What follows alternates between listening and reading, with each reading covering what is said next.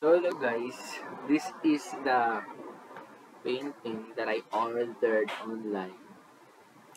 So yun, ngayon ko lang siya ginawa. Kanina pa lang, ngayong araw, pero kanina ako ginawa. So ayan, angas.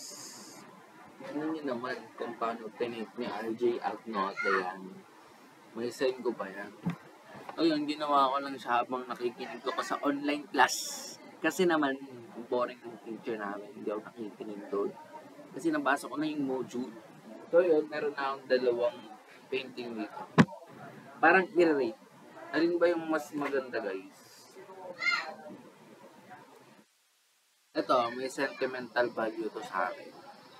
Tapos ito, wala lang, kakagawa ko lang. Tignan nyo naman, may dumi pa yung tao. So yun, ganda diba? Mag-agree kayo. Ayan. Ganda, pero amaze ako sa gawa ko. Let's give it. Wala lang. So mag-selfie. Selfie tayo guys, screenshot nyo.